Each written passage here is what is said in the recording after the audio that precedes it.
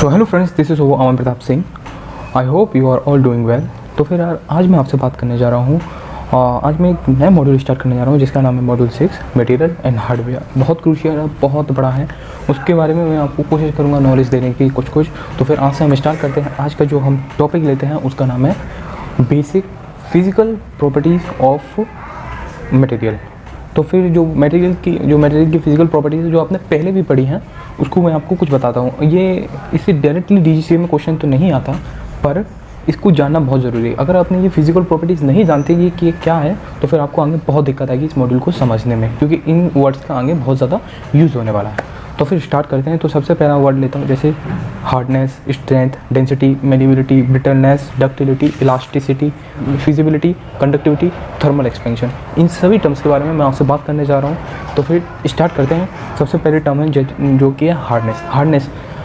इसकी डेफिनेशन मैं आपको वही बताऊँगा, हिंदी में बताता हूँ कि इसका कैसे इसका यूज़ है हमारे मॉड्यूल 6 में। ओके, तो एक कोई सा भी मेटल जिसकी प्रॉपर्टी है दूसरे मेटल को घिसने की या फिर खुद से घिसे जाने की, जो ज़्यादा घिसेगा उसकी हार्डनेस कम है। बस एब्रेशन, हमको इसे एब्रेशन से याद रखना। आपने आज से कुछ भी पढ़ा वो नहीं, abrasion. Okay, hardness is the property of resisting penetration और परमानेंट डिस्टॉर्शन।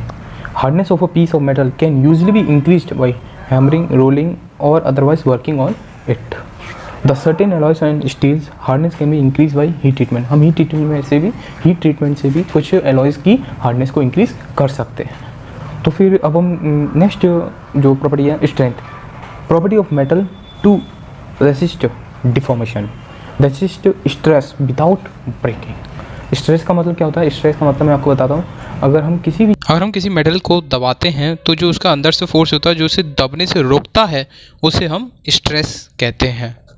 ओके, तो अब आते हैं next physical property, density. Density is simply mass over volume.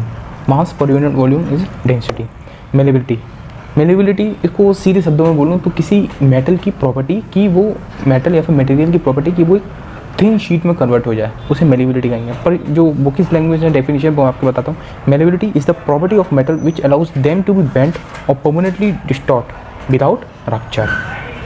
Next property that is ductility. Ductility एक सिंपली मैं बताऊँ, डक्टिलिटी का मतलब ये होता है किसी भी मेटल की प्रॉपर्टी की वो एक पाइप या फिर केबल वायर में ड्रॉन हो जाए, मतलब बन जाए, उसे उसकी प्रॉपर्टी को हम डक्टिलिटी कहते हैं। और जो बुकिश लैंग्वेज है उसमें property of material which allows them to be drawn out without breaking. The property is essential in the manufacture of wire and tubings by drawing. Wires और ट्यूबिंग्स में यूज़ होता है, मैंने आपको पहले बताया था।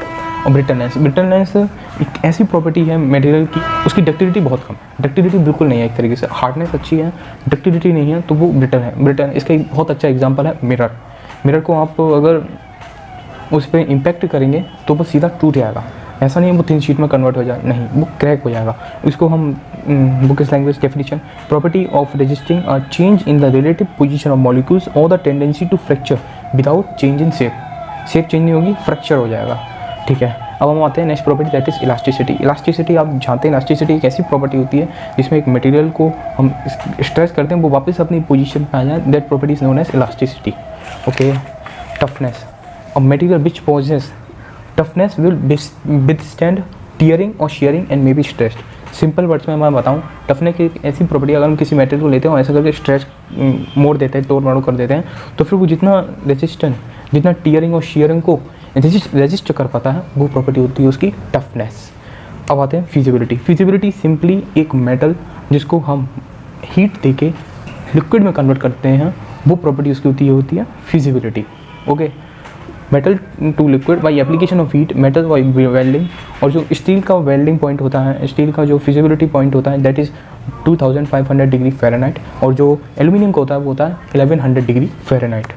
Conductivity property enables a metal to carry heat और इलेक्ट्रिसिटी। जो हीट और इलेक्ट्रिसिटी को कैरी करता है मटेरियल की प्रॉपर्टी, उसे हम कंडक्टिविटी कहते हैं। Thermal expansion, contraction and expansion that are reaction produced in metal as the result of heating or cooling।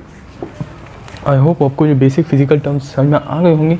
हम आगे और भी पढ़ते रहेंगे जो मॉड्यूल 6 को धीरे धीरे, और हम सब लोग मॉड्यूल 6 क्लियर करेंगे। आई होप आप लोग मेरे को सपोर्ट करेंगे।